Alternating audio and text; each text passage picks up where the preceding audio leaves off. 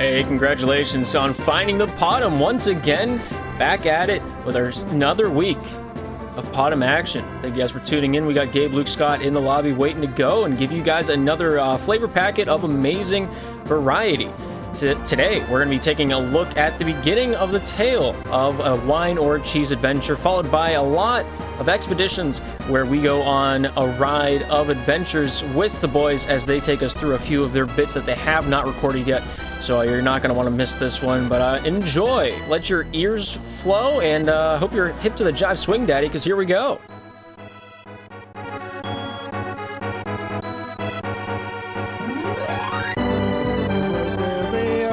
Blue, his name is Squidward. He's a pirate and he likes to dig up gold. He's Squid, his name is Squidward. His name is Squidward. Yes, I'm Squidward. All right, welcome to the Podumb 10. You've reached the Podumb, and we're gonna stay there. So, the bottom of the barrel. So, continuing the trend of last episode, of moral dilemmas, a man approaches you on the street, Scott. Oh, jeez. And he tells you to pick a card. I just realized there's no way for me to know what card you picked. But we're gonna roll with it anyway. Where's the wine and cheese? So you picked the Four of Spades. Alright, I feel like such a participant. Yeah, you really do. You picked the Four of Spades. So he says, "Come with me," and he takes you back this back alleyway, and before you is a red door and a yellow door, and he says, "Choose carefully," and he just leaves you there. What do you do? I examine both doors. All right, you look at both doors. Well, what do I see, Gabe? Like wine. You see a yellow door and a red door. One tastes like wine, one tastes like cheese. Luke discovered it. Luke deciphered the riddle. Are there any markings on the doors? There's a picture of cheese on the yellow one. There's a picture of wine on the red one. I feel like that would have been pertinent information at the beginning. Well, you're not very observative, are you? I just said I looked at it. Yeah, you did. Just because you're hearing something doesn't mean you're listening to it. Why did I want to play this game? I picked the wine door. Alright, so you go in the red door, and you get inside, and the man is sitting there with your Four of Spades card, and he says, "Ha! You want this back?" And he runs down a hallway. The door closes behind you, leaving you one option to go in. What will you do? That's good, because my answer was going to be no, I don't want that.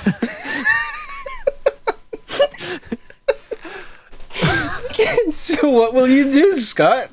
You're in a very high-risk dilemma. Pick my one option? Yeah. Well, I mean, you can do whatever you want. I'm not the rule maker here. Except I gotta think like Sam. He's the only one that has won this game. Yeah, that's true, Sam.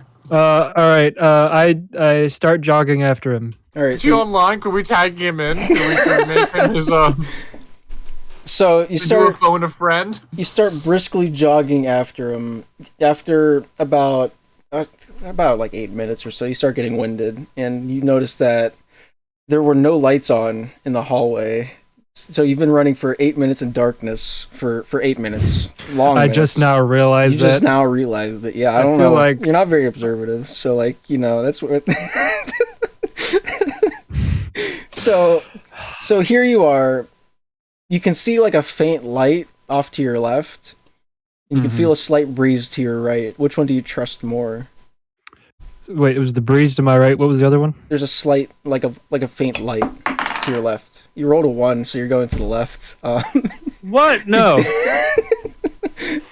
No, I'm just kidding. If Gandalf is to be trusted, which I believe he is, he says, "Always follow your nose when in doubt." So I turn right It's towards the not breeze. Gandalf. That's the parrot from the Fruity Loops commercials. He is a toucan, and you will respect him as such. Alright, so you're gonna follow your nose and follow the breeze? Gabe, that's actually a line in Lord of the Rings. Is by the it? way. Okay, Yes. whatever. I know my stuff. It's the cereal man. I mean, I always think of Toucan Sam whenever Yeah.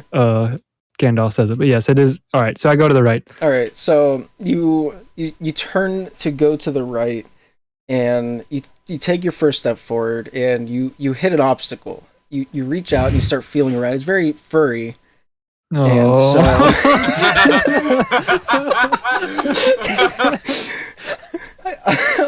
and fear strikes you down your back as you realize it must be a bear.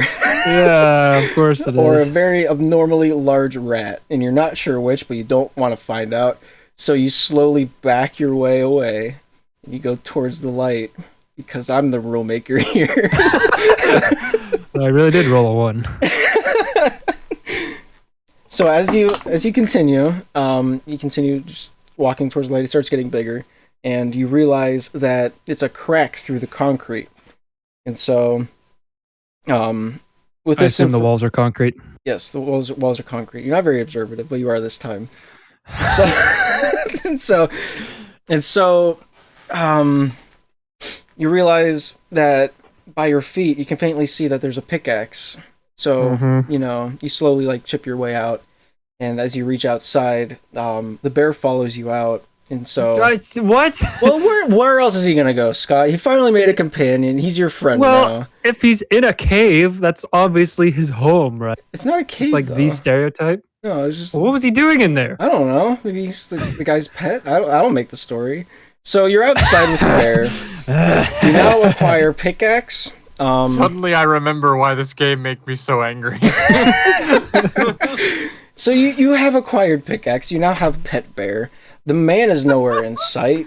And well, you look down the right of the street. Wait. The bear's my pet, Yeah, the bear. You freed the bear. What do you want from me? He's your friend so I now. can. It'll do what I want it to. If you can speak bear. Well, how is it my pet? Oh, it just likes you. I don't know. It smelled you. You didn't kill it. What more do you want in life? To not be eaten by a bear. Well, you just gotta learn, live, laugh, and love, and you'll figure it out along the way. I don't think So that you come applies out- in this situation. So you come out to a street, and you look to your left, there's a bakery. You look to your right, there's a cafe with 2 men standing outside of it. Do you go to the right or the left? I talked to the 2 men. All right, so you talk to the 2 men, but because you are several, like basically a half a mile down the street, they completely ignore you, and the bear just looks at you confused. I gotta be 100,000% specific with you. It's like a genie. Yeah. All right, I walk up to the men, like comfortable distance away from them, like a normal talking distance. He knew where I was going. Of course I did. All right. And I ask them, "Hey, I'm lost. Can you direct me back towards where was I?" The men reply, "I don't know where you were."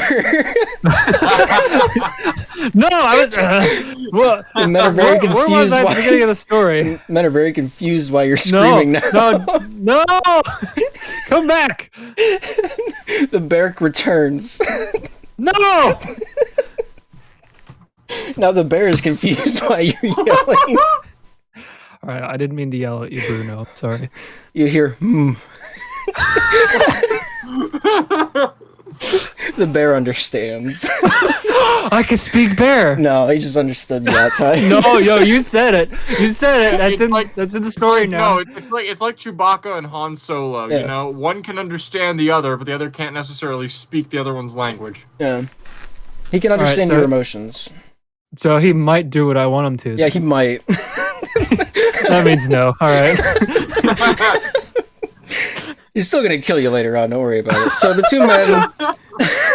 two men, kind of look at each other, look back at you, like very concerned why you're upset at this point in time, and you know, they just kind of open the door for you to the cafe. Do you walk in, or do you just continue to express, you know, your position and where you want to know more details? I asked them if they speak English because I clearly made my position clear.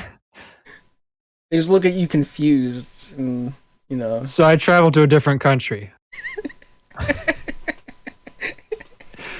So then the wine door sent me to France.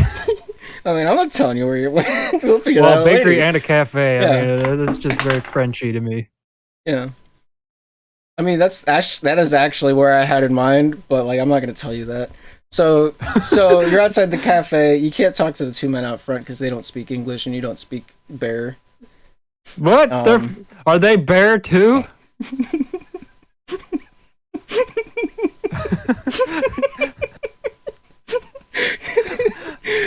This is a plot point for later. No. At this point, I would just ask the bear if it can speak English. I don't know. I want that to be the card up my sleeve for a while. All right. So you're outside the cafeteria. There's two bears out in front of the What? door. All right, so they're French bears. Yeah. And so they're just I thought holding the Russian people were bears. No, don't worry about it. It's just a figment of wine or cheese. So you're outside the cafe. The door's open. You go in, or you go back to the bakery. There's something threatening about being inside four walls with bears guarding the door. I walk down to the bakery. All right. So you walk down to the bakery.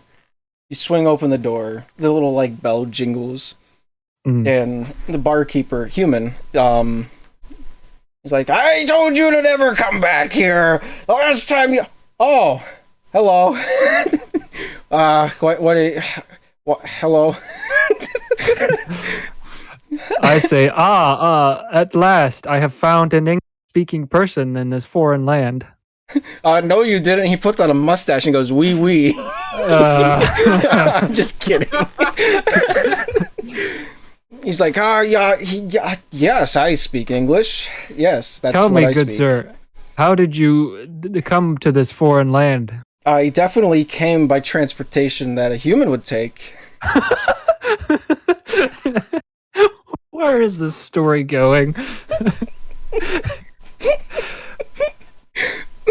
I'm like, yes, well, I was wondering, good sir, if you could help me get home, for I seem to have found myself in a foreign land. Why? Oh, yes. Yeah, very foreign. Yes, that is where we are. Sorry, I'm using Don Quixote language. It feels like you're just reading off a script, but I will play along to your game that humans play. Because that is what I am. My gosh. Would you like a bakery? What? Would you like a bakery item? I sell them here at my bakery. Oh, I thought he was going to sell me his shop. If you would like that too, there is a price. How much is it? More than you can afford. Now, would you like a bakery item? Do I have any money? No.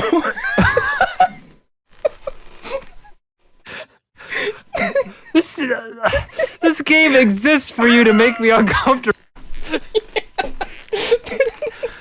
You know, I wasn't gonna bring up the idea of money until you did, so this is on you, man. Would you like a bakery item or not? Please leave if you have no interest. Sure, I'll take. Do you have any eclairs? Do you have any money?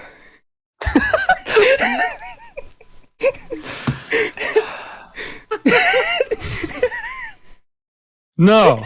I love how obvious it is that he only asked you that because you brought up money.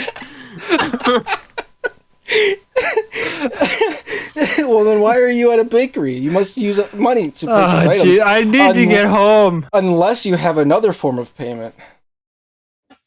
And he like glances at your bear friend. Do you want to have sex with the bear? No. Yeah, well, I knew what his answer was in that last part. No, What? I'm unsure. What? Gosh. I mean, this bear is my friend. I'm not gonna loan him out for that. He's your friend, huh? What is his name? What's your name, bear?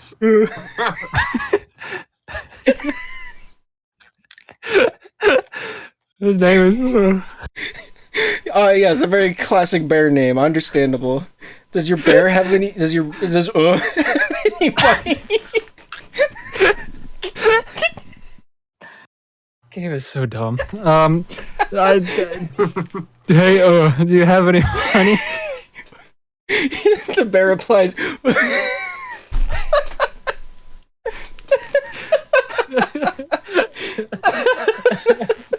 I just can't. I can't. Hang on.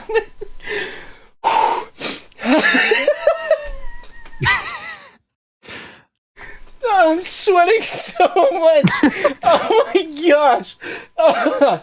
All right. Get a hold of yourself, man. I can't. I know where the story's going. What? You're laughing at your own joke. It's me. I'm an amazing storyteller. All right, give me some credit. Well,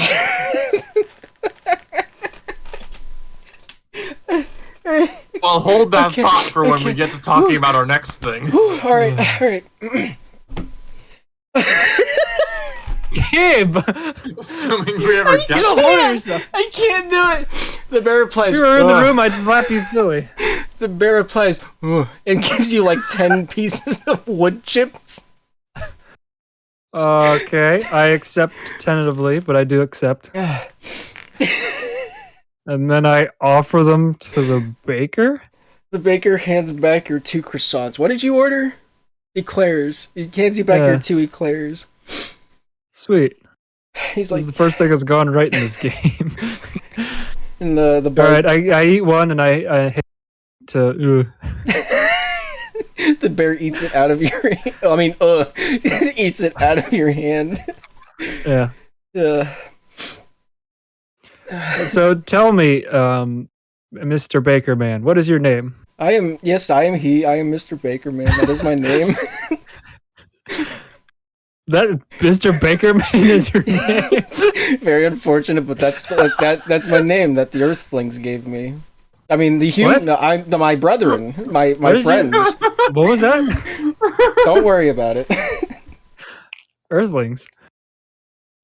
All right. Well, I was wondering if you could help me to find a train station or an airport. Yes, those are the transportation methods that humans use, right? What Such as I would use. Because I am an Earthling. I mean, a human. This. Are you quite all right, sir? You're acting very strange. Oh, yeah, I'm very fine. I'm just scared of bears. Oh yeah, well he seems to be friendly. Yeah, aren't you? Well,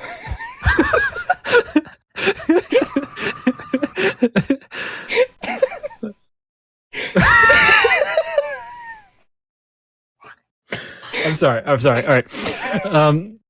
Well, where? Tell me, Mr. Baker Man, where might I find this airport that, yes, indeed, humans do use? yes, the airport that humans indeed use. Follow me, and he like just leaves the bakery and starts walking down the street.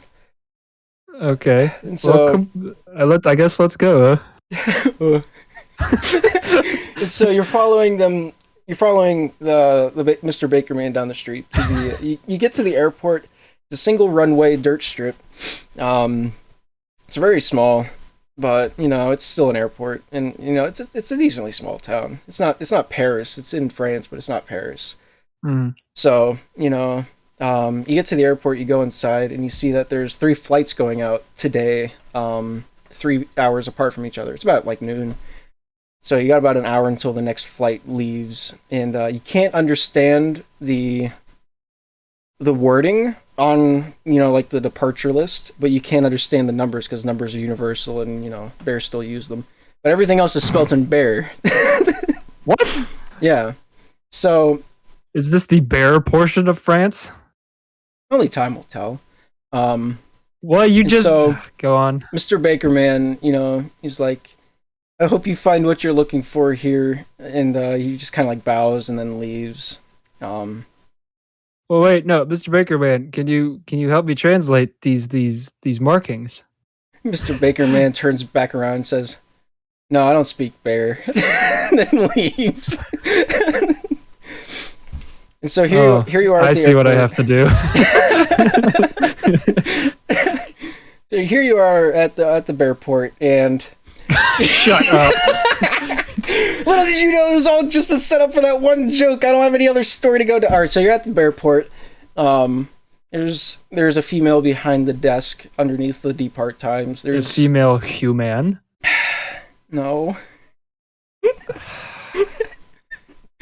And then to your left, you see two actual men sitting down with very nice suits on, fedoras, and they're reading the newspaper. And then off to your right is a mother and baby bear. Just, the mother is very tired. She has bags under her eyes. The little kid's running around her on a leash, just going wee wee. And so, yeah. The choice is yours. Is this the Paddington universe? What is happening here? Don't worry. Just keep. It's wine or cheese. What do you want from me? All right. We haven't played this in 2 years. All right. So, this has been going on for 20 minutes. I would just like to stay. I'm trying to wrap it up. All right. Somehow I don't believe you. So,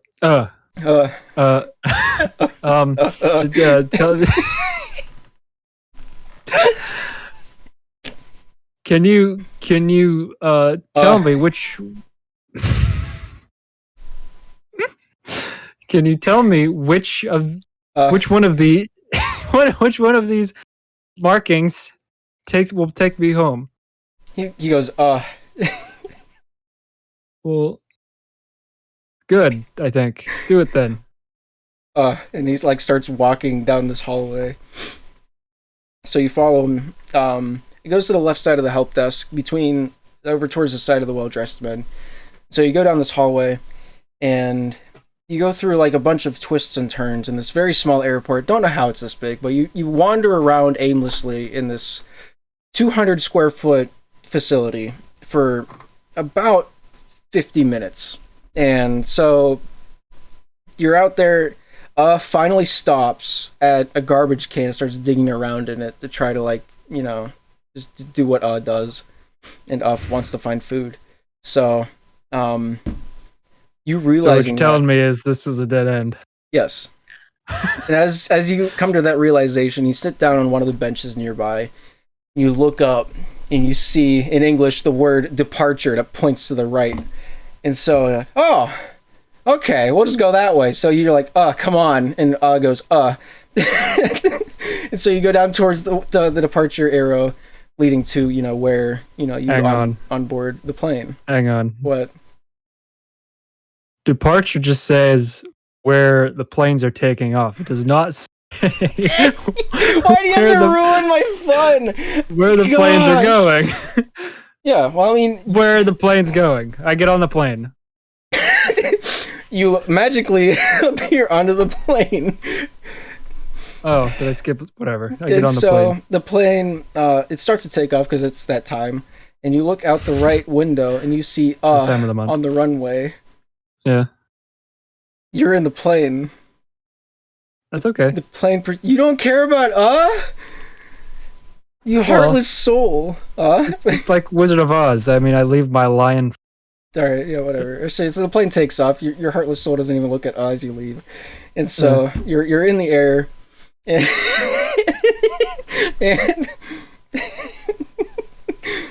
it's not even that funny. Alright, so So you're in the air. You look around the area, and you realize there's only one other passenger on the plane, and that's the pilot.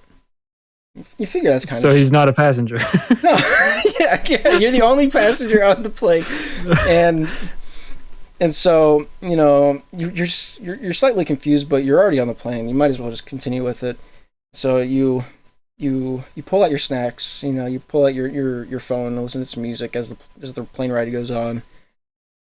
And about an hour and a half, 2 hours go by, and so you notice that this whole time, the only other passenger, the pilot, the not passenger, has been motionless in the seat, that he should be piloting the ship in. Uh-huh. And so you unplug your headphones and you nudge him a little bit, and he just doesn't respond. You nudge him again, he doesn't respond. And so you do this about 2-3 minutes until you start freaking out. Whenever you start freaking out and you grab the yoke of the plane, and that's when the man wakes up. What are you doing? And you frightenedly sit back down in your seat, and the man goes, the first wine or cheese jump scare? No, he just doesn't like you touching his stuff. He's like, why are you touching my stuff? Oh, I know what you want. You want to play this game. All right, so you're in an alleyway. No, this man comes up to you, and he offers you 2 substances for you to consume. One's a liquid, one's a solid. Which do you choose? Hurry, there's a man behind you running after you. Is this a wine or cheese game inside of wine or cheese? Hurry, there's a man chasing after you. You're going to die. Liquid? All right, so you start drinking the liquid profusely. You to the point where you realize that the liquid is endless and you die there from old age. Was that a good game? That was a great game. Did Luke leave? Yes. Yes, he did. Hey, you're back. I'm not sitting through this again. And so... Wait, so the wine or cheese within wine or cheese is over. Wine or cheese isn't. Or yes, is it? Correct. The man in the story isn't as good of a storyteller as as you can clearly see. Uh-huh. Yes. So, Mr. Pilot Man, where are we going? He says, this way. We're going this way. As you can see by you can tell by the way that it is. We're going that way. But, alright. But, yeah? What is the destination? Where are we going to land? Probably on the ground. I see. That's where I would put my money. All right, I see. Gabe's doing that first grade thing, so I'm just gonna go sit down in my seat. Yeah, so you sit back down in your seat. The man continues to pilot the plane. Mm-hmm. You notice the ground's getting a lot closer, very fast. Oh no! And you turn to your left again, and you realize the man piloting the plane is a bear. What? No, I don't. Yes, you do. No, I don't. That was the plotline the whole time. You just never asked the right questions. You're not very observative. You said he was a man. Yeah, man, as in that's the gender of the bear. What do you want from me? What kind of garbage logic is this? I mean, you're the one being in a. I'm the one gonna die. Yeah, there's no skin off your nose. Yeah, I had a whole plot line where you get on the plane, translates for you a little bit, but no, you just wanted to get on the plane. Well, you're the one that made it take off. Well, yeah, because you wanted to go. You were on the plane. This is like blaming God for things. There's trials and tribulations in life, Scott. You're just gonna have to learn to, live with it. Living under your worlds is a tribulation. God had a sense of humor. Let's see how this one plays out. So you're on the plane. Then the ground is getting closer. The ground's getting closer. And the bear's flying it. And the bear's flying it. Because of course he is. Because of course he is, yeah. See, you're getting it. Mm-hmm. So, inside of you, you can feel your heart sinking into your stomach. That's the line I was going for. Down? No. That's a good question, though, because I thought about it. So you're going down towards the ground. Bear piloting the plane, because of course he is. Your stomach now contains your heart from how nervous you are getting. and you're really questioning if this man's ever been to piloting school. Well, he's not a man, first off. Well, he is, but he's a man. He's also a bear. He's a male bear. Is this Clive Clyde in the, in the pilot? Because like he was both. So he looks to you as you guys are getting closer to the Earth, and he says, "This is for leaving behind." And he like he nosedives the plane straight down. He's like, "We go out together," and he like holds onto your chest so you can't leave, and that's where you die. Killed by us, representative, or whichever you'd like it. And that's the end of Wine or Cheese. That took like Come on, man. 40 minutes to get to. We gotta die by a bear somehow. The bear kills himself. Yeah. To avenge. Yeah. Alright, whatever. At least I'm dead. I like how emotionally That is the invested. only silver lining to this story. At least it's over. Don't smile because it happened. Smile because it happened.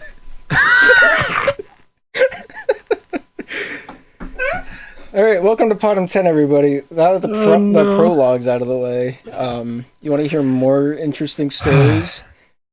Check out my entire podcast series where it is only Wine or Cheese, and that's all it is.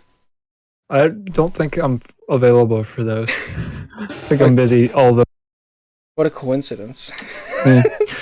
So Luke, while you were getting, Gabe and I were thinking it might be fun to share some of the scripts we never used with the audience. Oh, that'd be really fun. Yeah. Yeah. So you guys are welcome to play parts, or I can read it all. Oh, I'll play parts. Yeah, you don't even have to ask. Because I would rather not. All right, so I have one up, I believe. I think this supposed to be the Lance sequel? What do I have up? Lance takes. This says lancevlog.mp4. Yeah, which is the type. No, .mov was the title of the one on the Dumb channel. So I guess we could read this one quickly. We don't have to dwell on. I don't remember this. I don't either. So, Gabe, your lure line is first. Well, hang on. Lance takes the guys fishing for Nessie at the pond. He gives them little kids' poles because he doesn't trust them. Stupid things happen as he tries to teach them how to fish. Then... Alright, looks like you two are doing alright. We are not! Look at Gimp! He somehow got 2 bobbers wedged in his ears! No, alright. You're fine. I'll be right back. Just don't touch the sacred water with your skin. He comes back with a giant homemade fishing, basically a log and an anchor for a hook. Come here, Nessie. I've got a butt whooping shoes on today, and does that say spoils? That spells Nessie. That spells Nessie. You know what? I'm sick of this. Phil throws his pole in the water and walks in to start kicking Lance's decoys. Screw Nessie, screw fishing, screw sacred water. What are you doing, Bucket? Don't touch the water. All of a sudden, natives rush out of the woods and over the hills and carry them all away, except Lance. Cut to black. So I'm starting to remember what this was. Then the last paragraph is, Lance gives a monologue. So this was just a general idea. I wrote this one. This was going to be a cold open for an episode. And all the context that you just heard would have been all of the context you would start out with with that episode. Just like random things happening. At one point, I know I had Gimp was just licking a pickle randomly and sobbing quietly. Yeah, which is like something I do on the daily. Yeah. Well, okay. Yeah. And then the joke was going to be, after the cold open, we go back in time and it's like a previously or earlier that day kind of thing. And then we lead up to that time, like at the end of the episode, we get to this point again. And then like all the same things happen and you're like, oh, so that's what now I got the context. But then we still look at Gabe or a Gimp and he's licking a pickle for no reason. It's just unexplained still. So we get like 2 jokes out of the same shot. Yeah. which I really liked, but we never used it. Yeah. See, I think this was going into I don't know if we have those old videos up, but the Mahler stories. Maybe? We've alluded to it during like the Earl documentary that we got bored and filmed one day. Right. But so so the Maulers you're talking about, that's the natives. Yeah. That all of a sudden natives rush out of the woods. Excuse me. So I think you guys talked about it last episode, or not last Podumb, but the Podumb before the 8th one, where I wasn't there. I think you guys talked about the Mountain Dew farmers. Yes. That was one of the storylines that we had for the natives. Right. Well, this is a good one that I found. This one has definitely made us laugh pretty hard a couple times. Yeah, we wrote a lot of this on the trip down to DC. Yeah.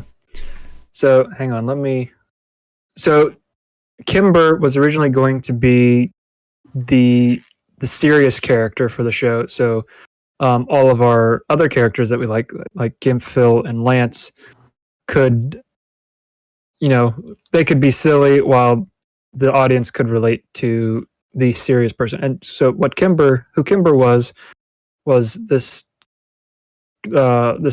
like very career-driven young lady who may or may not. We were toying with the idea of making her a romantic interest for Phil later in the future, because I mean, what else are women good for in a script? So Am I right?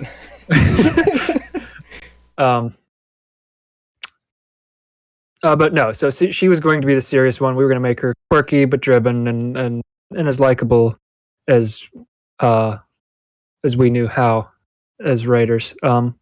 So that's what you see here in this first paragraph. It's morning. We get a montage of a young lady's morning routine. She's professional looking. She's neat and orderly. The way she moves through her house and completes her chores has a punctual rhythm to it. Doesn't matter. She marches out of the house to her car and drives away. She arrives at work and marches to her boss's office, where 3 men are talking. Luke, do you want to be the boss? Miss Klein, how are you this morning? Just fine, Mr. Ryland, just fine. And you? That's a great girl voice, Scott. Mailing it out on the first episode. I can't do a girl voice. Now that you're here, I'm happier than a vegetable in a carnivore. What? Kimber's excellent delivery. That's exactly. Yeah. Oh, so Kimber smiles, slightly sarcastic. Excellent metaphor, sir. Ryland snaps his fingers and points at her. Miss Klein, I like you. Now let's begin the meeting. Miss Klein, let me introduce Mr. Garloff and Mr. Vance. I hired them last week to be my right-hand men. I'm having them look over all the work you've done for us. I must say, young lady, in all my years in this business, I've never seen talent like yours. All right, and then that was as far as we written for that scene. But later on in the meeting, we see... I guess that transitions. I don't know why I put a space there. Kimber begins laying out paperwork. So if all of you look on page 3, I think we can discuss improving. Door bursts open and 2 figures. What did you do? What did I? There we go. Door bursts open and 2 figures dressed in tactical clothing rush inside and begin knocking over tables and trashing the place. The shorter of the 2 grabs Vance and roughly pins him to the ground, or Karloff, whoever. The tall figure stands in front of the 4, pointing his weapon and screams, "Everyone on the ground! This is a robbery!" Don't you hate it when this happens to you? There you are, minding your own business, when 2 Russian commandos burst down your door, wave their guns around, and then demand $5 million for their sick children back in Petersburg. No businessman in his right mind would want that. At this point, we hear struggling in the corner. Me and my partner have developed a high-tech, secure, and efficient security system to... Gimp? We look in the corner to see Gimp still pinning Vance to the ground. Oh, Gimp, stop! This is for my kids, you monster! Gimp, you don't have kids. Knock it off. Huh? Gimp comes out of his rage trance. Phil rolls his eyes. Anyway, we offer a service like no other. 24-hour protection protection, top of the line equipment, and Excuse me. yes, Get out. but this is a once in a lifetime opportunity for your company. The only people who've broken into this place in the past decade are you two. Get. End of workday. End of day Yeah, one. obviously, these were just individual scenes that we came up with. We don't Right. really have a narrative structure. Transition Exactly. is a later problem.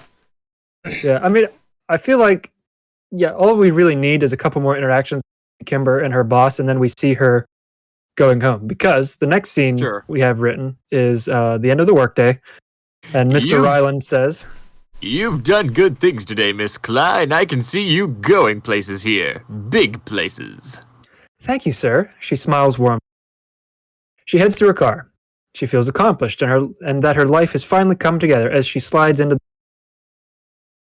She starts the car and begins driving off. However, Gimp and Phil are hiding in the back seat of Kimber's car as she pulls away, unaware that they're there. Kimber's unaware.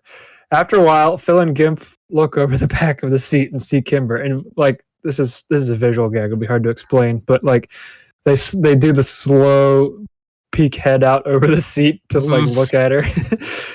And then Phil, terrified, looks at Gimp and mouths the words, Shh. Don't say anything. What? Gimp says loudly. Kimber screams in mortal terror. She swerves into Mr. Old Man's mailbox. She slowly turns her head and sees behind her that the trunk is open and two figures are running away.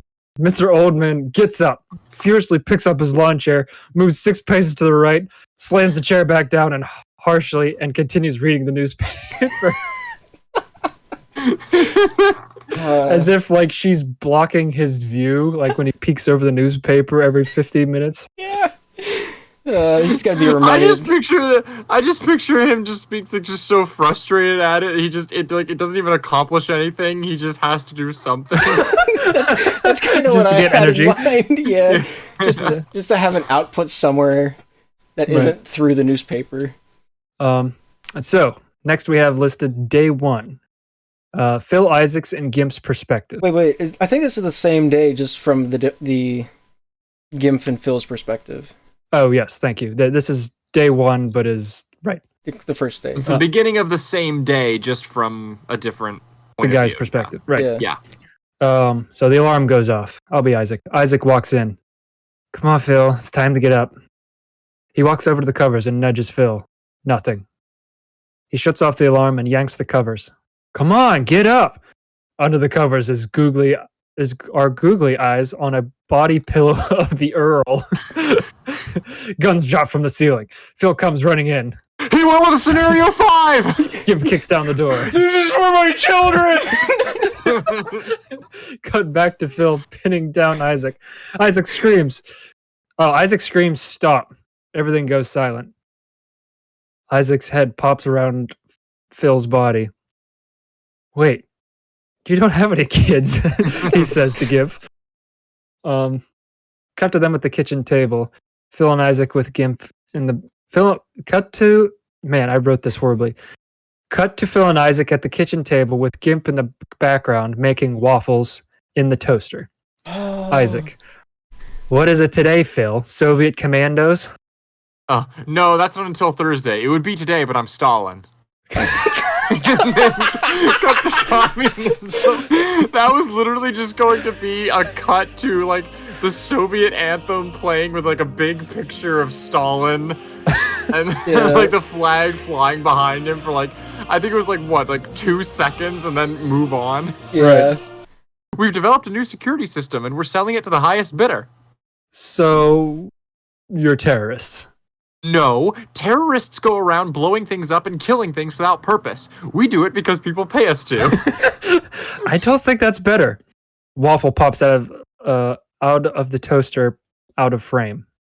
And then we had 2 different endings that could have happened. Ending 1, Gimp tries to catch them with a plate but fails. Ending 2, Gimp fiddles with it throughout the scene and eventually points it at Isaac. And like a cannon, the toaster shoots Isaac with the waffle. and knocks him to the ground. We Mhm. look and see the waffle.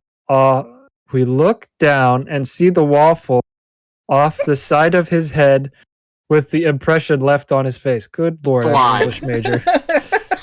Seriously, We see the waffle slide and fall off of his face, Yeah. Right. with the imprint being left on his cheek. Yeah. Yeesh. All right. We So just this is day 2. Huh? The reason for ending 2 was we just needed an excuse if Sam didn't want to like act in this episode. So that would have been. Or we needed to specifically we needed to write Isaac out of the situation because I think we had it so that he like resolved a lot of the situation. Yeah. That might have been it. Well, yeah, moral compass had to be out of the room, so Phil and Gimp busting into. Yeah, exactly. Okay, so ending 2 is just so we can get him out of the picture, and that Right. that gives us a reason that he's in the hospital. That's what I remember. Yeah, we have here. Maybe Isaac had to go to the hospital because of the. Yeah. So day 2 from Kimber's perspective. I guess we didn't really write too much of this. Later on, she is sitting in a meeting with the boss and coworkers, and in the background, you can see a building across the street owned by a competitor. All we see is the same deal going down with Phil and Gimp, and it goes way further off the rails. Gimp ends up throwing a guy out the window, and at some point, a bullet goes through the window Kimber's building and takes the boss's toupee off. Then the line from Kimber, "You got me." Oh, okay. So what we had in mind was that Phil kept coming back to the to Kimber's building to the point where the boss blamed her and fired her. And so we had this just as a random idea. Kimber says, "You got me fired for professional misconduct." Nothing a Tylenol can't fix. Oh my gosh. So whatever. Let's see. That's pretty much. That's the end of like everything like concrete we got done. Everything else is just kind of bits. Is this must be yours because I have to request edit access. Yeah, that one might be mine. I was just like a quick excerpt back before we had the dumb Discord. This is So with the assumption that the natives are Mountain Dew farmers. Right. They're Lance and Jason are in a firefight currently with them when the scene starts. I'll be Jason. Sir, I think we need to fall back. No, he isn't here yet! Suddenly, a man with a horse mask on sits down beside Lance. Oh, thank God you're here! Here! Lance throws the horseman a gun. The horseman looks at the gun and sees there's no magazine. He looks at Lance. Back at gun. At Lance. Gun. Lance. Gun. Reaches into mouth, pulls out a magazine and locks it into the gun. Then vaults the cover and charges at the enemy. Now, you see, that's how a man does it.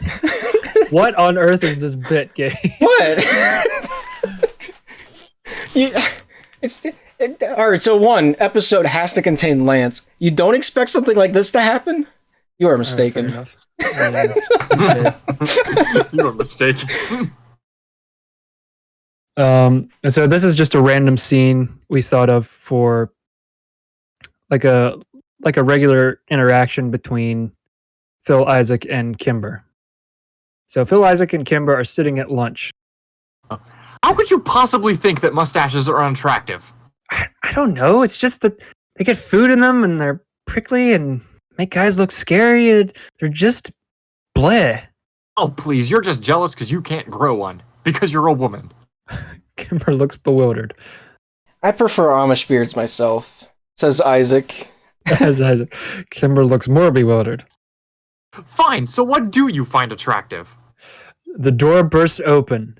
All right, so you know how like in an indoor public pool, like when somebody slaps a pool noodle against the surface of the water, you get that like just echoes throughout the building. It's so great.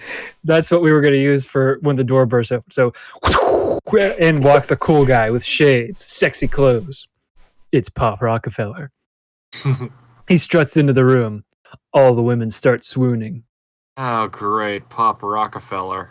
He swaggers up to the bar. a beer and make it roots because He leans towards the female bartender. I'm underage. She faints.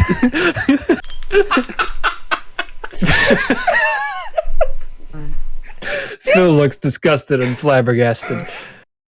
What is the deal with this guy? Who could like him? Pan to the right, we see Kimber blushing. Pop winks at her. She blushes more and diverts her gaze. Everything about this is terrible. And then later in the episode, Oh, we never explained that Pop Rockefeller has like a really bushy mustache. That's supposed to be one of the bits in the scene. oh yeah, I guess that was the implication. Later in the episode, boom, put the video or the image up. All right, yeah, Lenny, edit that in. Oh gosh, you found my document. Well, I don't have to look at it. No, there's a lot of good bits in here, but like I feel like they could all be their own like little videos. Soap, bathroom window. Yeah, whichever one looks Moon the most landing. appetizing to you, let it. Right. We'll pick it. Hollow Wagnana. You like that title? All right, so there's a subsection in this doc called Follow Wagnana. Yeah. Isaac and Phil are at the table having a debate about Marvel. Look, all I'm saying is Wakanda's economy shouldn't work. They're practically the same as Saudi Arabia, where they focus on one export. Yeah, but this is Isaac. Yeah, but T'Challa looks after his people more than the leaders of Saudi Arabia. Lance walks in and searches through the fridge. Look, all I'm saying is if Wakanda existed in the real world, it wouldn't be the same as the movies. Wagnana? No, Wakanda. All right, one time in my youth, I drank the sap of a Follow Wagnana tree, and I got so tall I could read.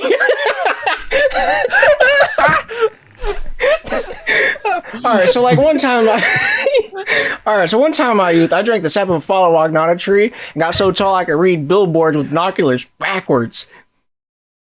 I didn't say Wagfa. Do we have any real food in this house? I don't want any of this liberal vegetarian stuff.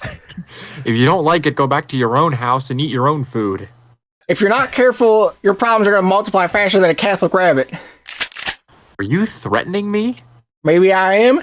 Maybe I'm not. This is my house after all. No, it's not. Yes, it is. No, it's not. Yes, it is. No, it's not. Yes, it is. No, it's not. Look, if it wasn't my house, why would I scotch tape a hamster to the ceiling? Nobody's second glance at it. What? What? Man, I ruined the delivery of that one. That's unfortunate. All right, so that's Follow Wagnana. Yeah. Bank. I walked into a bank the other day. 12 stitches. Gabriel. Yeah. What? Are you proud of that one? I'm very proud of that one. It's not even two sentences and it's a great joke. Oh, that reminds me. This is going to change the mood, but Ernest Hemingway said he could write, I believe the way he phrased it was, he said he could write a story in just a few sentences or one line, something like that. That was the best story ever told because it was so compact. And it goes as this. Baby's shoes for sale. Never. I was going to say this as a joke. I didn't realize it was the actual. Yeah. Anyway, so now that energy happened, there's this one's called Binoculars. Man running at the crew. Isaac. What are we going to do, guys? He's going to catch us. Gimp holding binoculars up. I don't know, Isaac. I think we have quite a while. Phil turns the binoculars around. Oh no, what are we gonna do? All right, let's find it. Oh no. Isaac and Phil are watching the news as they cover a gay parade. So is this what they're doing with our tax dollars? They could be doing so much more with it than throwing a parade. I think it's nice they're expressing themselves. They have a right to their opinions and preferences, just like we have the right to ours. Yeah, they have a right to be wrong.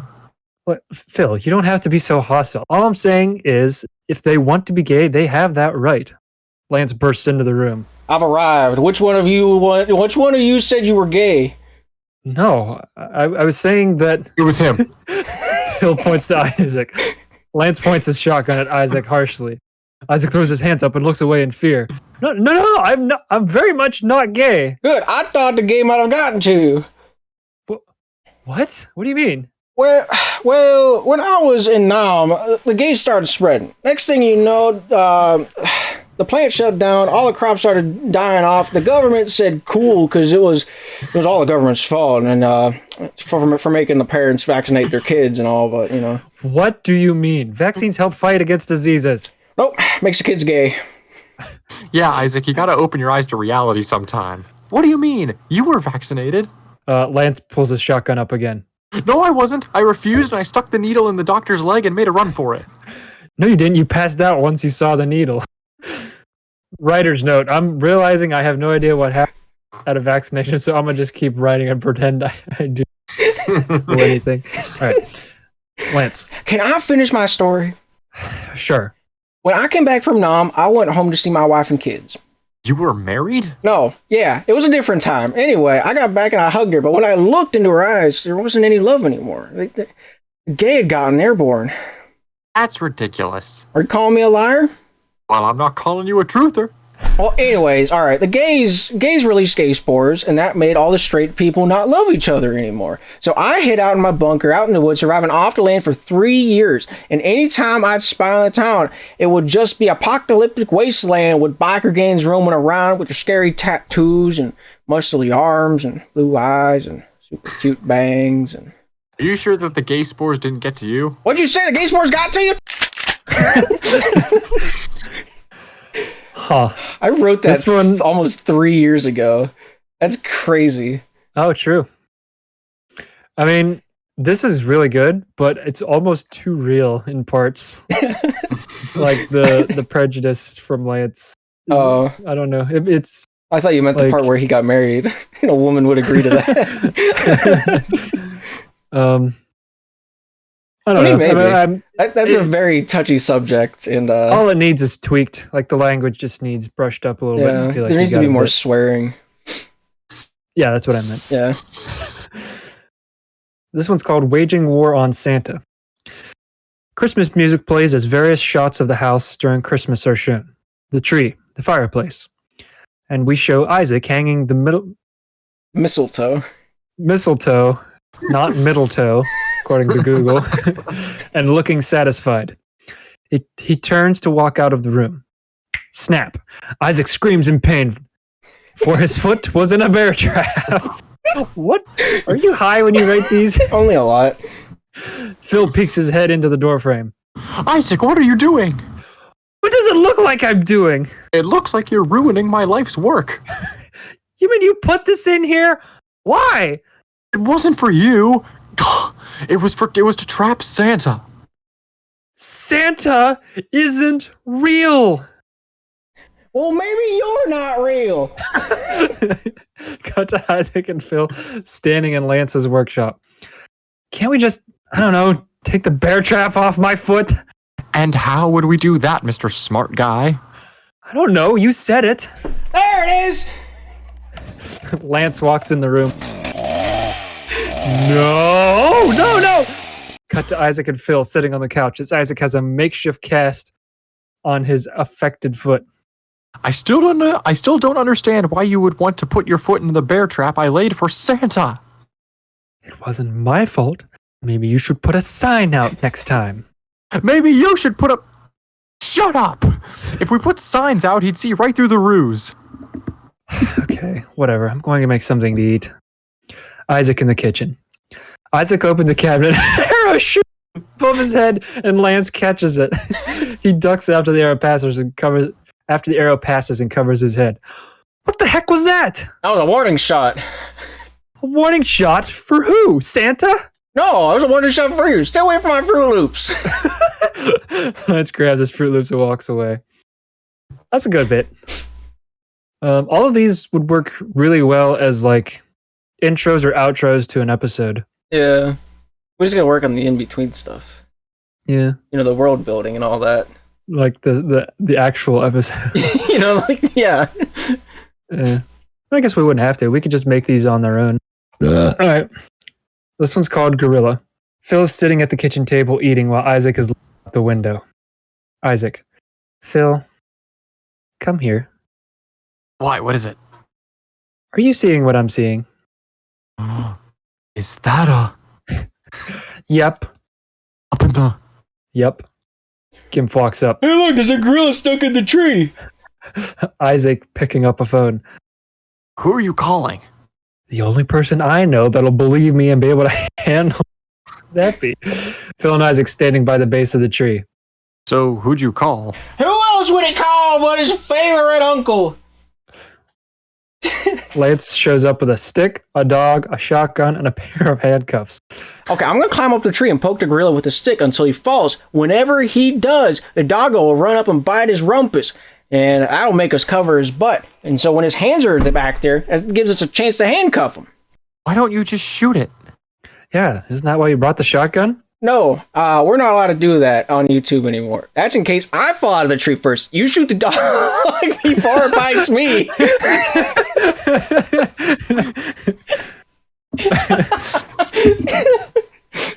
By the way, if anybody listens to this and has a strong opinion about seeing one of these made, we'll consider those perhaps more than other ones.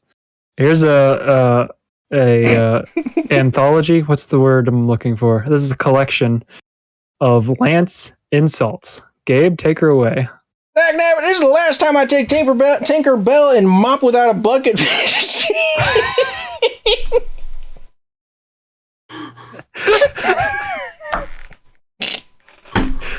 That is not English. It's just, I mean, it's English words, but it is All right, so put together. So if you've watched, have we recorded a scene where Luke has his long hair and then Isaac pink hair? I think we might have shot that back with Yeah, at one of Lance's those- cabin. yeah, Lance's. I don't remember what the video is called. Only Falvin was here. You look like George Washington got his head stuck in a tar pit and tried to get it off with 20 grit sandpaper. That's really good. Isaac trying to threaten Lance.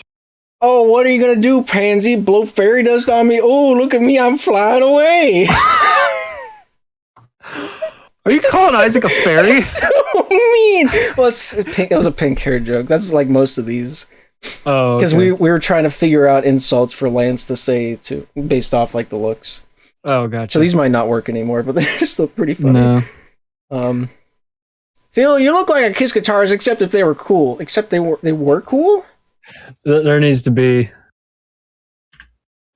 I think it's Phil, you look like the Kiss guitarist, except they were cool. Oh, exactly. yeah, that might be the way to go with it.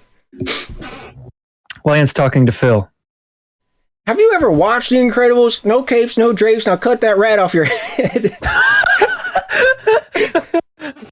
Oh no. Huh. So this one's at Isaac. Son, if I had that hair when I was little, my mama would have beat me to death, resurrected me, then beated me to death again. Wow. I thought this went on for a lot longer. This is a Phil jab. Maybe you can come and cut some of that off and glue it to your face so you can look like a man. Oh no. Oh, that's so mean. Lance to Phil, get back in the kitchen. Oh, my bad. I'm sorry, Phil. Mistaking him for a woman. Yeah, we got it. Yeah. Anyway. All right. Maybe someday we'll read these specifically a little later. Do you guys want to do one more doc? Yeah, we'll do a little bit more wine or cheese, and No. yeah, it'll be good. So a man approaches you. No, Gabe. He No. says, "Pick a card." No, he doesn't. Except that he does, and you pick the 4 of spades again because you're an idiot and you can't figure out where the other cards are. Little do you know, the entire deck was the 4 of spades. Returns and takes his revenge on you.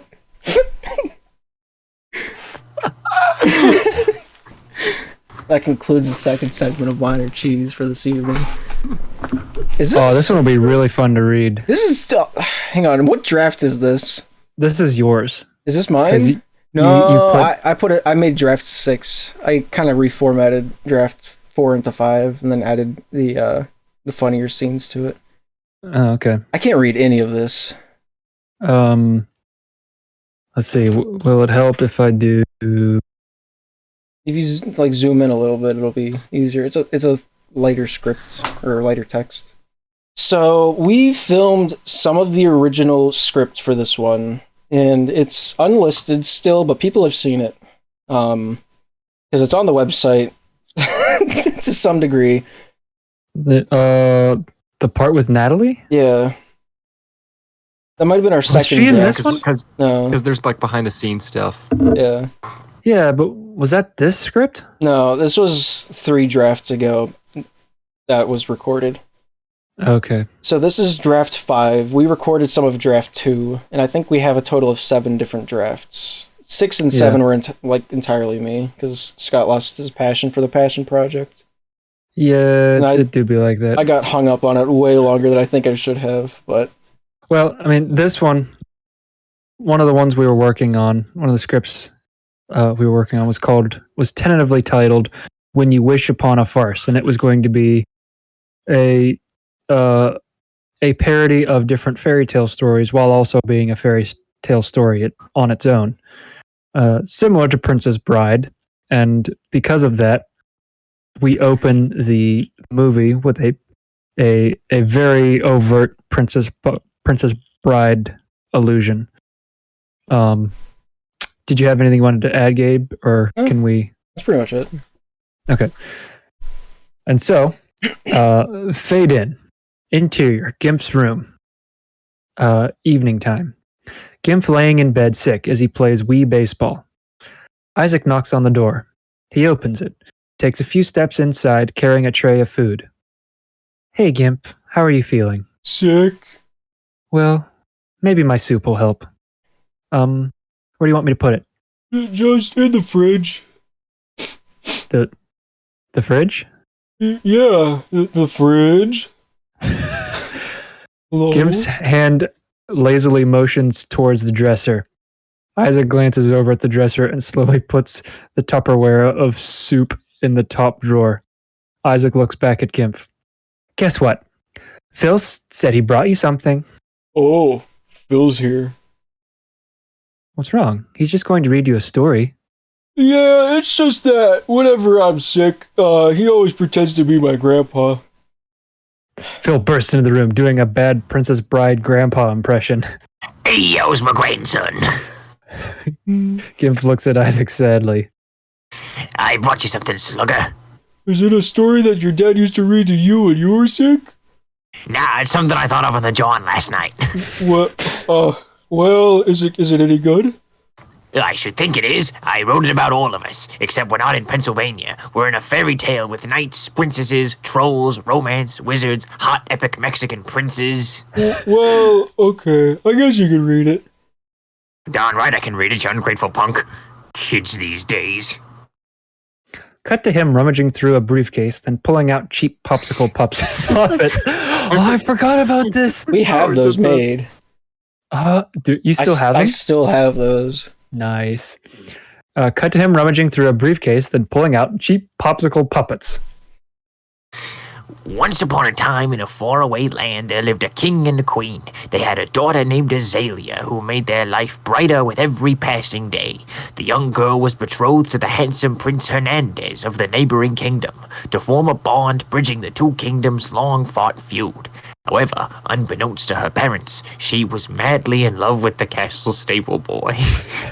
Narration stops. I just remembered a bunch of stuff. Yeah, exactly. Narration stops and the anime begins as we cut back and forth, both sticks looking longingly at each. By the way, Phil is using the puppets and like having them bounce around. Mm-hmm. Phil slowly starts to bring the two sticks together for a kiss. But right before they touch, Gimp interrupts him. Wait a minute, Grandpa Phil. Is this a kissing story? Phil smiles with wide eyes as he starts nodding slowly. He looks back at Isaac, who's glaring at him, and quickly wipes off the grin from his face, slowly shaking his head. No. Phil awkwardly separates the sticks. One day, to her misfortune, she was stolen swiftly in the night, as if the wind had swept her up and snatched her away. The king and queen heard of her empty bed in the morning and summoned their royal advisor. Crossfade from Popsicle King to Live Action King. Interior, throne room, morning. Well, a knight kneels before the king and queen. Your Majesties. Rise, tell me, Sir Ivanhoe, is there any news of our daughter? Alas, your majesty, I come bearing no news of your daughter's whereabouts. It weighs heavily on my heart to see this trouble you so. It was most definitely that twisted king. He never trusted me. I bet he thought I was bluffing when I promised my daughter to his son. We must send the best men to retrieve my daughter. Sir Ivanhoe, tell me, who's the best equipped to send out? Sire, our forces are spread thin across our vast borders, trying to keep the enemies at bay. If we send anyone at all, they would have to be expendable. I'll send anybody, Sir Ivanhoe. Tell me, who can I send? Well, we did recruit 3 new men. Yes, bring them before me. The advisor turns and nods to a trumpeter. The trumpet sounds, the last note being off key. The trumpeter shakes his trumpet upside down and a bird falls out. Then after a pause, 3 sets of running footsteps are heard in the distance. All of a sudden, Phil, Isaac, and Gimp burst into the room. Gimp approaches the throne first. Hello, did you hear our footprints? Isaac, with a towel wrapped around his head, crashes into, accidentally knocking him over. Watch it. Sorry we took so long. I was in the shower. Phil crashes. Oh, shoot. Phil crashes into Isaac with the same result. Phil closes the door. Wait. Phil crashes into Isaac with the same result. Phil closes the door to kick it down again. Hi there, Phil's the name, and pleasing kings is my game. Phil winks at the queen. Isaac, picking himself back up. Wait, did we delete the line in Queens yes, we did. too? yeah, we did. Okay. Too suggestive. Yeah. That's not something I wanted my mom to see. Yeah. You can't say that, Phil. They're royalty. So what? They're people just like us. You need to make a good first impression. You've got to be polite. How was I not polite? I know what I'm doing. Just leave it to me. The king and queen look at each other as this argument goes on unintelligibly. After a while, the king stands up. Silence! Phil and Isaac stop, and the king sits back down. Now, what are your names? 1,000 pardons, your majesty. I am Sir Phil, the victorious. Sir Isaac, the virtuous. I'm Sir Gimp, Gimp. Well, so Phil, Sir Isaac, and Sir Gimp. You've been the worst men-at-arms I've ever ruled over. Your competence precedes you vastly over all expectations. Oh yeah? Well, you're wearing a fake beard. The king looks down, obviously hurt, as he pulls off the beard and puts his head down to cry for a really long time. The queen puts her hand on his shoulder to comfort him. Everyone in the room looks at Phil gently. The queen stands up. I believe we have no other choice but to send you, Sir... Sir Phil. Sir... Honey. Please. Sir Phil, Sir Isaac, and Sir Gimp on the quest. Our daughter was stolen tonight, and we believe the ones responsible are the men of Folger. Folger? To the west. That makes him cry again. We will reward you handsomely, of course, if you complete this request. You'd better leave soon. It sure is a long road to Fulgore.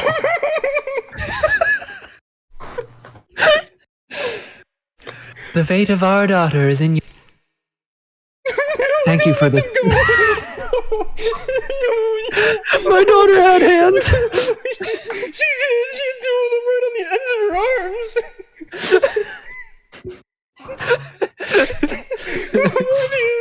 Why? Isaac bows. Thank you for this honor. Don't worry, Queenie. We'll have the reward before you have the princess back before you know it. We'd expect nothing less. I expect him not to talk about my beard. Gabe's ad-libbing this, by the way. Oh yeah, none of this is written. You heard her, boys. We have a prize princess to save.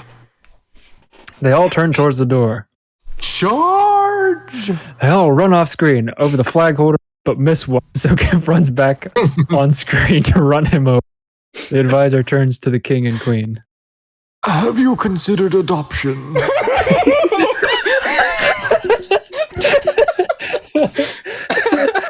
Oh, that's perfect. That's my favorite scene.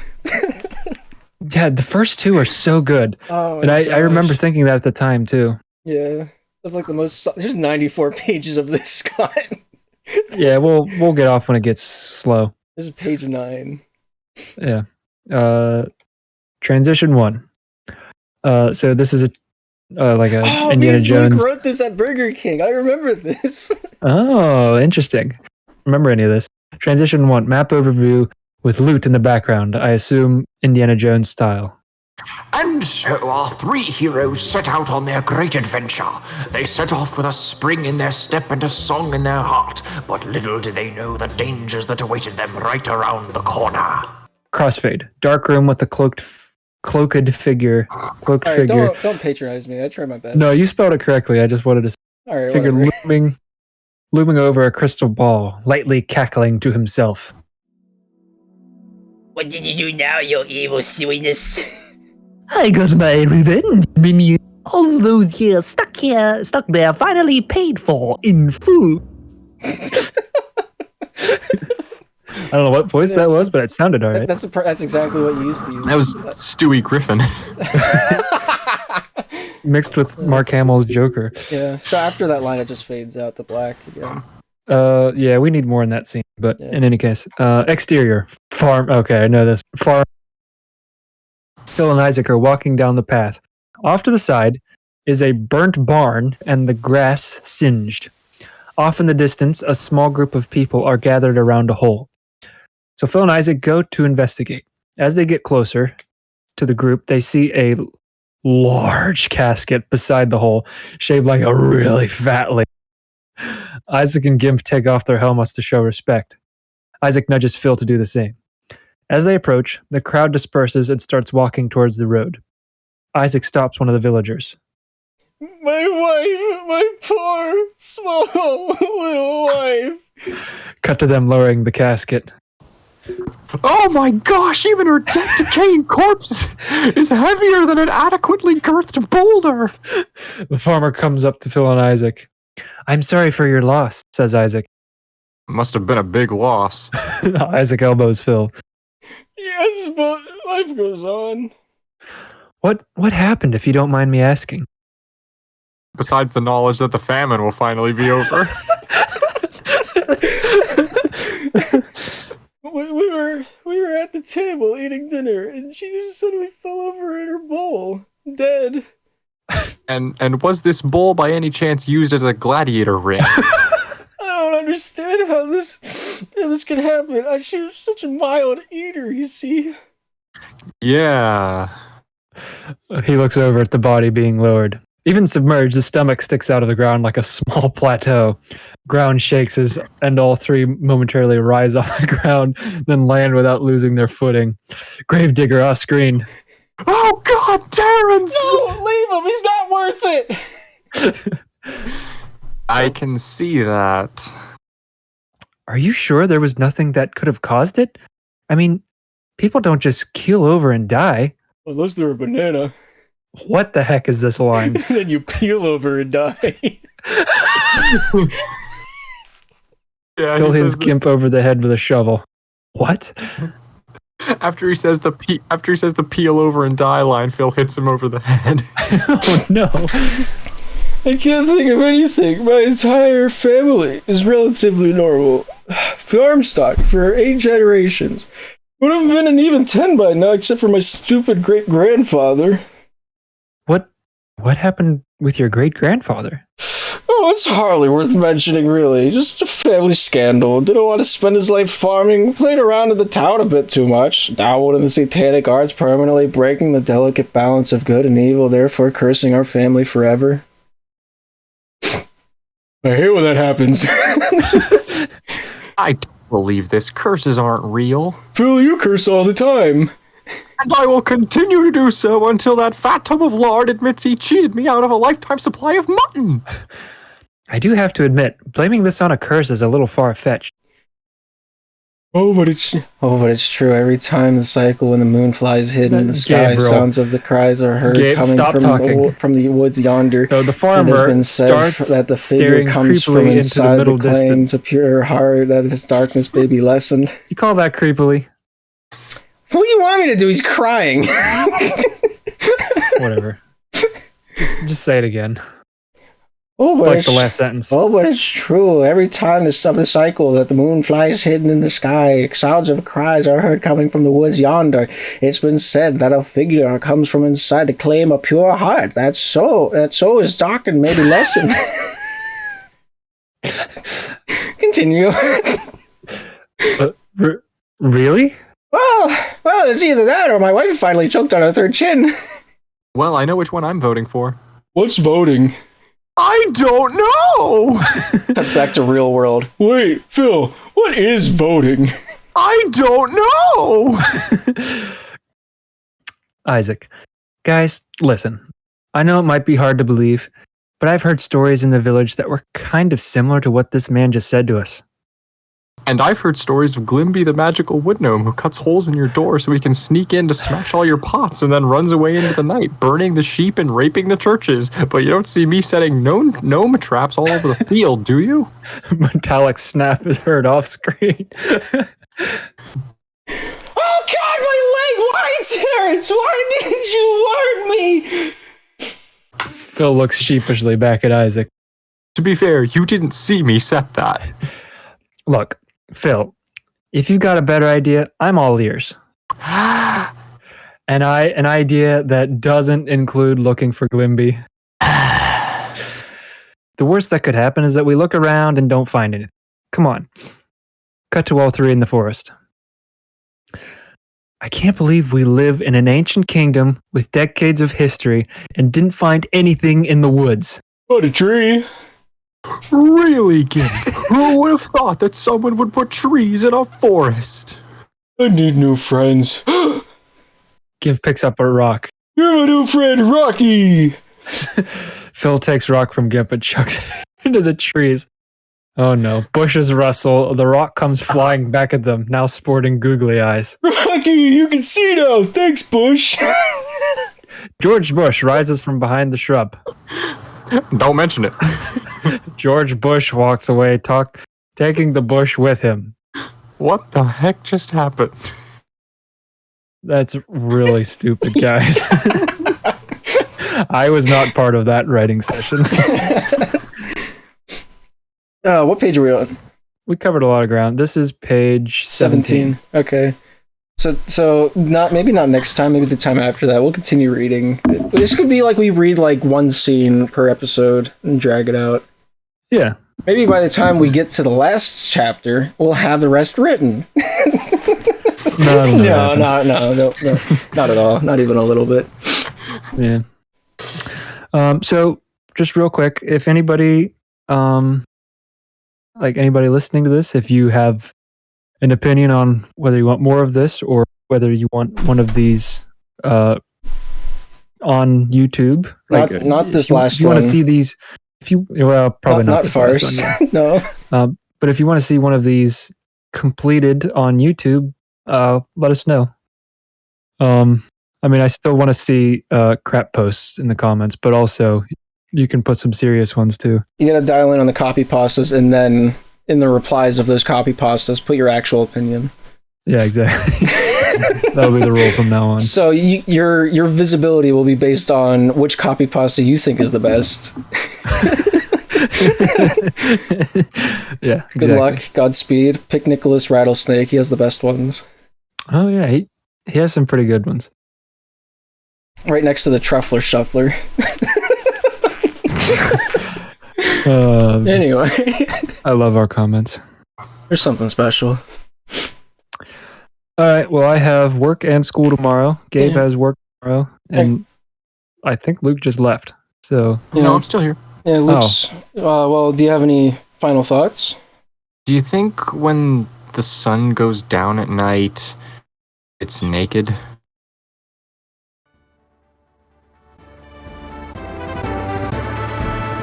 That looks like that's all the more time we have for this week. Tune in next week for more Podumb action between the boys on the bus.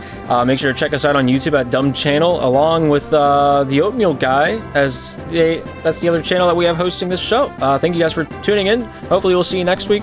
Make sure to comment your favorite picks out of the bunch, and maybe we'll even put it into a motion picture. Maybe we won't.